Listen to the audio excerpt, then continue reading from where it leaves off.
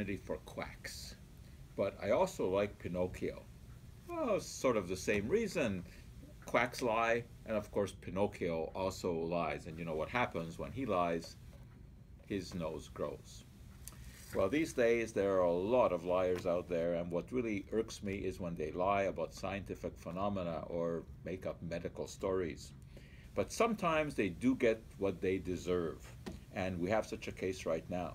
There's a product out there called Miracle Mineral Solution, or sometimes called Miracle Mineral Supplement. Basically, what it is a solution of sodium chloride, and they tell you to mix it with citric acid to generate chlorine dioxide, and it's supposed to cure every disease known to mankind.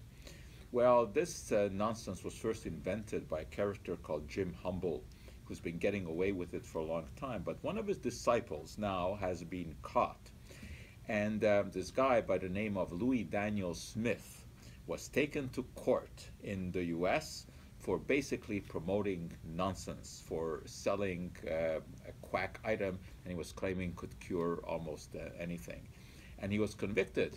And we don't know exactly what the sentencing is going to be, but the maximum is 34 years. Now, I don't think he's going to get that, but he will get some. How did they do this? Because, you know, in the US, this act that they have since 1994 called the Health Supplement Education Act basically legalizes the selling of anything as long as you call it a dietary supplement. So they couldn't really get him on that, but what they got him was on illegal importing of the sodium chloride. He was importing it from Canada and was claiming that it was going for sewage treatment. Well, they actually do use chlorine dioxide in sewage treatment, but when you're selling it in little bottles like that, it's pretty hard to stomach the idea that this is going for sewage treatment. So it was a long, involved trial, and he was found guilty.